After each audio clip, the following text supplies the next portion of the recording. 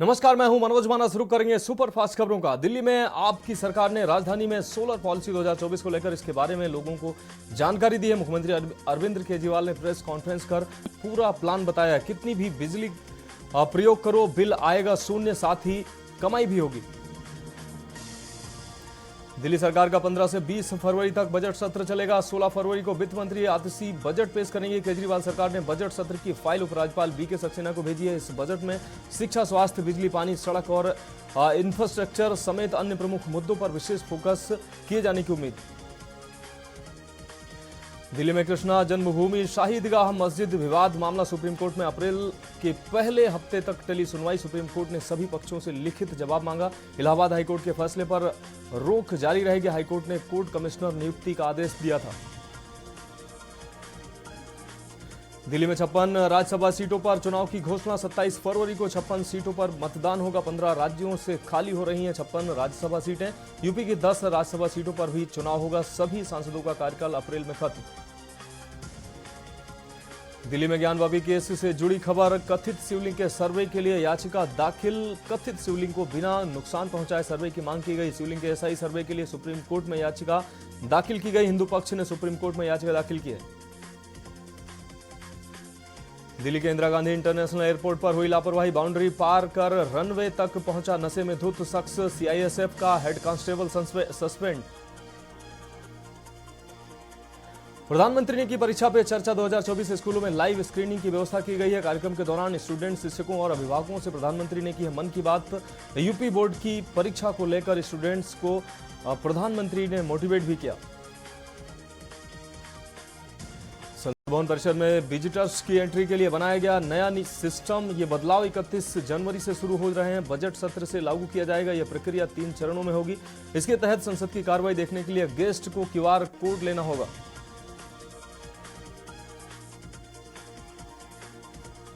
PM Narendra Modi का परीक्षा पर चर्चा कार्यक्रम। हरियाणा के सीएम मनोहर लाल ने कार्यक्रम को देखा है। 7वें एडिशनल में छात्राओं से चर्चा की है। छात्र छात्राओं को दी है परीक्षा पास करने की टिप्स। युवाओं को दबाव मुक्त और मार्गदर्शन कार्यक्रम का लक्ष्य था।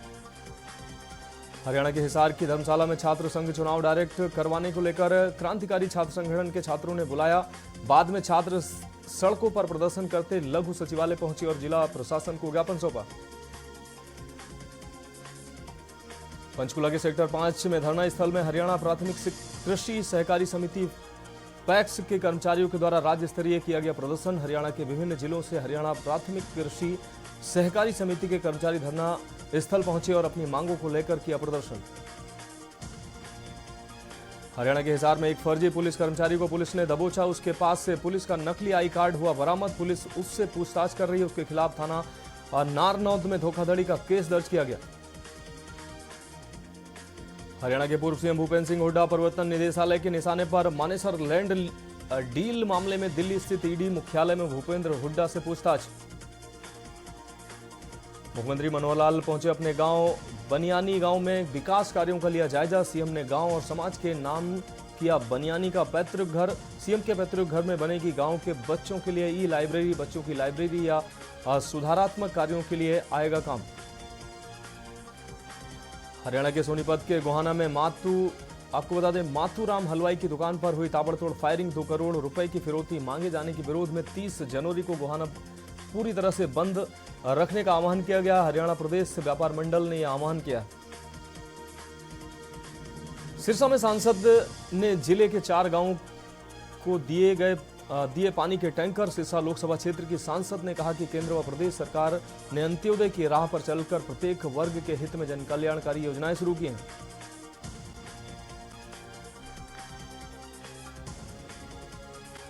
पंजाब के एनफोर्समेंट डायरेक्टरेट ईडी ने पंजाब भाजपा के सीनियर नेता और वाइस प्रेसिडेंट पर कसा शिकंजा। करोड़ों रुपए के मनी लॉन्ड्रिंग से जुड़े मामले में ईडी ने उन्हें 30 जनवरी को पेश होने को कहा।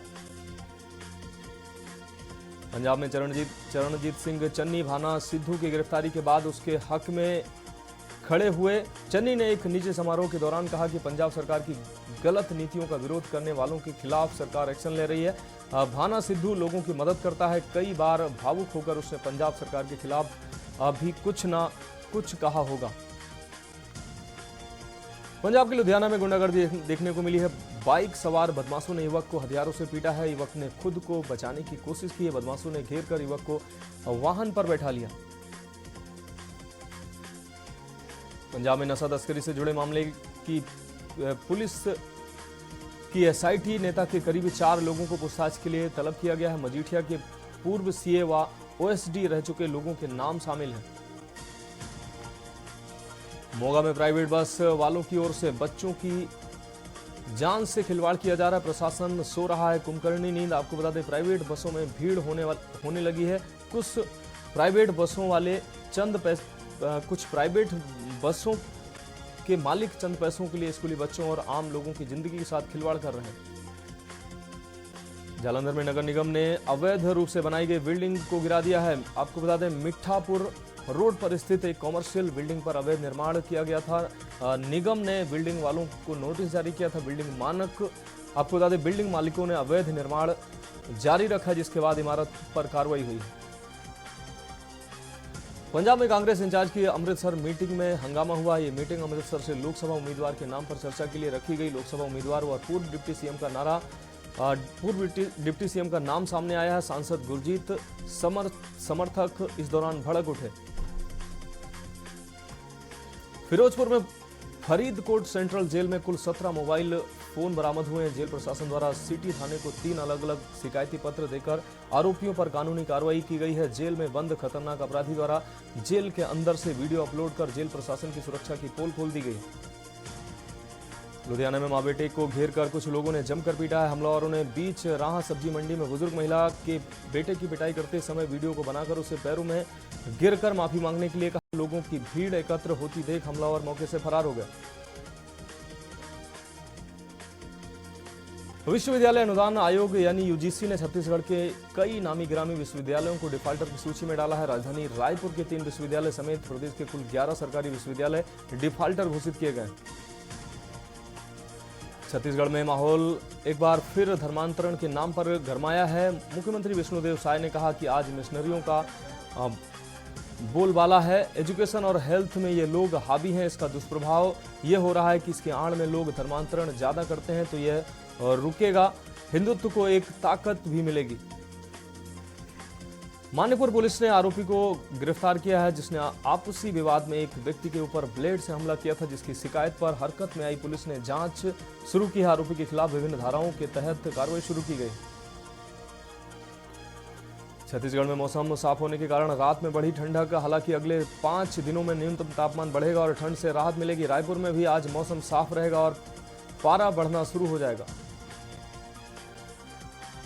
रायपुर में 5 दिवसीय हनुमान कथा का आयोजन किया गया। समाज सेवी वसंत अग्रवाल के द्वारा किया गया, जिसमें पंडित धीरेन्द्र कृष्ण शास्त्री की हनुमंत कथा में आए 5 लाख से अधिक भक्त तथा आपको बता दें, कथा की विश्राम वाले दिन 21 जोड़ों का विवाह का आयोजन रखा गया। 4 मुस्लिम परिवारों सहित 1000 लोगों ने सनातन धर्म में घर वापसी की।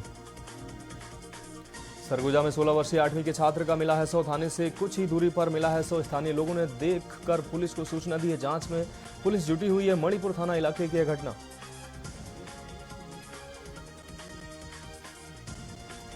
अयोध्या में राम मंदिर में दर्शनों के लिए जत्थों की रवानगी शुरू हो गई। इसी कड़ी में राष्ट्रीय स्वयंसेवक संघ के कार्यकर्ता अयोध्या के लिए रवाना हुए, जिसे विवेकानंद चौक से डीएसपी शिवरतन गोदारा ने रवाना किया। अजमेर के पुलिस लाइन में साल 2020-21 में उत्कृष्ट और अति उत्कृष्ट कार्य करने वाले पुलिसकर्मियों को पदक देकर सम्मानित किया गया। रेंज आईजी ने 7 जिलों के 34 पुलिसकर्मियों का किया गया सम्मान। उदयपुर में 1 महीने के अंदर होगी दूसरी रॉयल वेडिंग। बॉलीवुड एक्टर और भाजपा सांसद सनी देओल की भांजी एक्टर निकिता चौधरी की शादी होगी। ये शादी उदयपुर शहर से करीब 20 किलोमीटर दूर ताज अरावली होटल में होगी। परिवार के सदस्यों का उदयपुर आना शुरू हुआ। जयपुर के मैरिज गार्डन से 12 लाख के गहने चोरी का मामला सामने आया है। शादी प्रोग्राम के दौरान दूल्हे के कमरे का लॉक तोड़कर बदमाश बैग चोरी कर ले गए। पुलिस मैरिज गार्डन में लगे सीसीटीवी फुटेज को खंगालने के साथ ही चोरों की तलाश में जुटी हुई है। 16 फरवरी को औद्योगिक और ग्रामीण भारत बंद व 14 मार्च को दिल्ली के जंतर मंतर पर होने वाली किसान महापंचायत को सफल बनाने के लिए भारतीय किसान यूनियन टिकैत की ओर से आम सभा का आयोजन किया गया।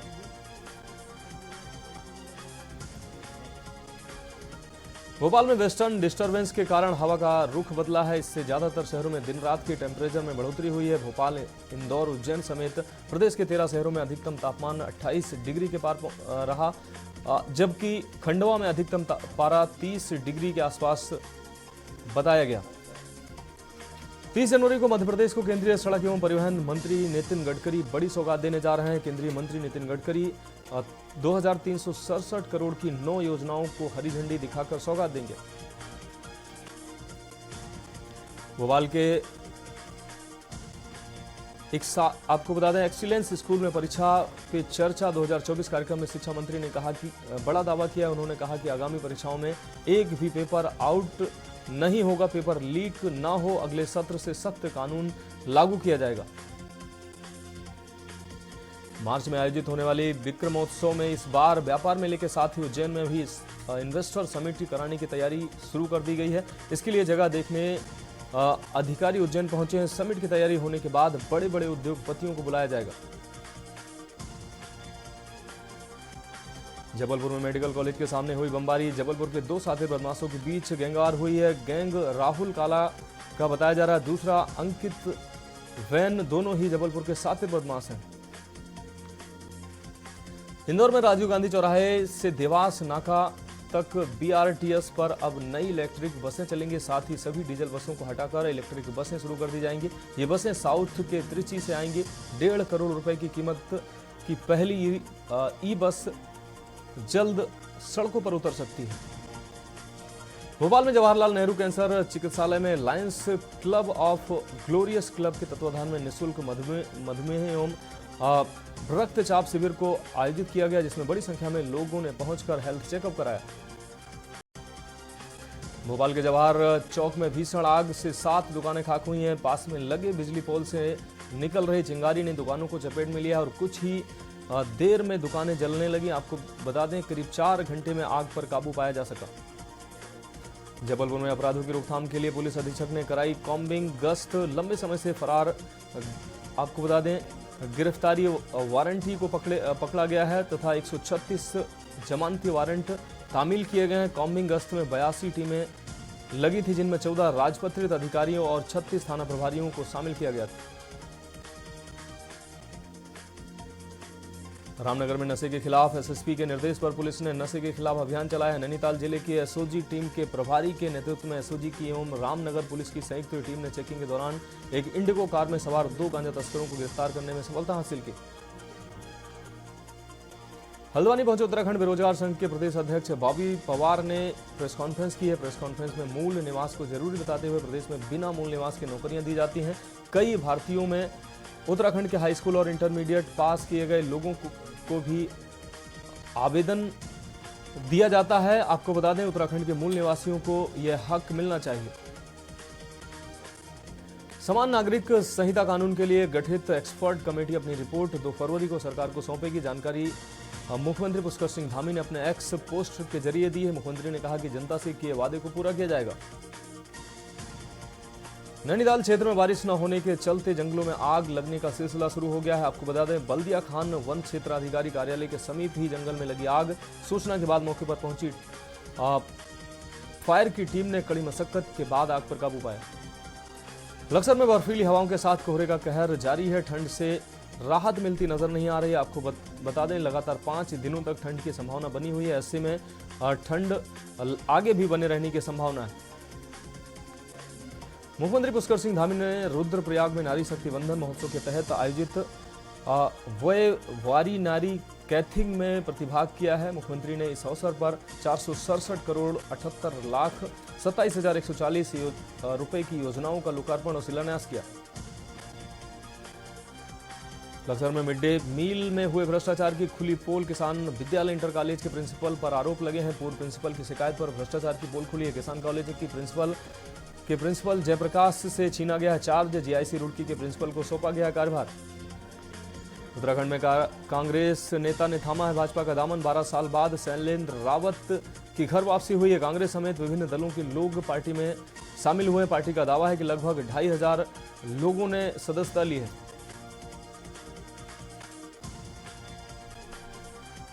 देहरादून में सीएम पुष्कर सिंह धामी का कार्यक्रम, पीएम के परीक्षा पर चर्चा कार्यक्रम में शामिल हुए। आपको बता दें जीजीआईसी कौलागढ़ में वर्चुअली शामिल हुए।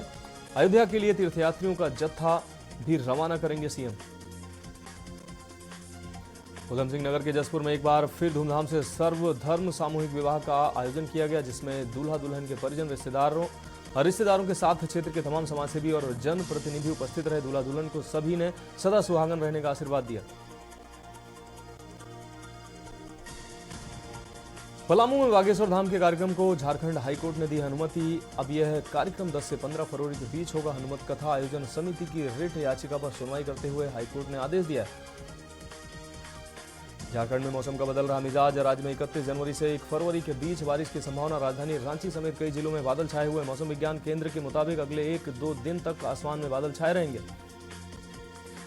सीएम हेमंत सोरेन के दिल्ली स्थित आवास पर ईडी की टीम पहुंची है। इस खबर के बाद राजधानी रांची में सुरक्षा बढ़ी है। हॉट लिप्स चौक के पास city SP, SDM city, DSP कोतवाली, डीएसपी सहित भारी संख्या में पुलिसकर्मी तैनात रहे।